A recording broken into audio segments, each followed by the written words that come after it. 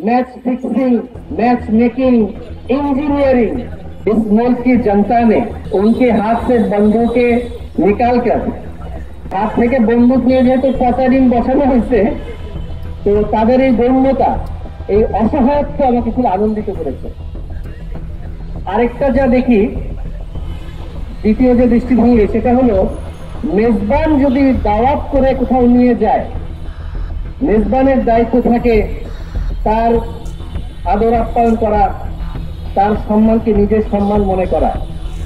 তো যারা দাওয়াত করে নিয়ে গিয়ে এই দেশের যে তরুণ, যে ছাত্র জনতা এবং এই দেশের দীর্ঘ 17 বছরের এই আন্দোলনকে ধরে রেখে বেগবান করে যে চূড়ান্ত লক্ষ্যে পৌঁছে দিয়েছিল, তাদেরকে দাওয়াত করে নিয়ে গিয়ে তাদের একাংশকে নিরাপত্তা ঠিক মতো দিতে না পেরে মনে হচ্ছে কিছুটা কৌশলী ভাবেই কিনা একাংশের উপরে যেভাবে দায়সারা ভাবে তাদের মান সম্মান হানির যে ঘটনা আমরা দেখতে পেলাম, এটা তো গায়েবের বিষয় নয়, এটা কিন্তু জাহেরের বিষয়।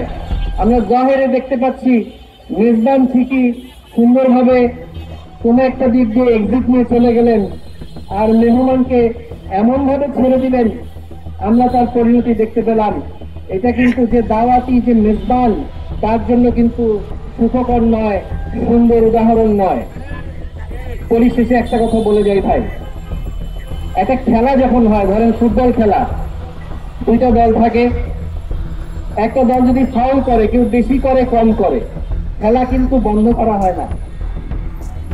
যে যে পরিমাণ অন্যায় করে সেই অনুযায়ী তাকে কার্ড দেখানো হয়, তারপর এক সময় খেলা শেষে হার জিত নির্ধারণ হয়।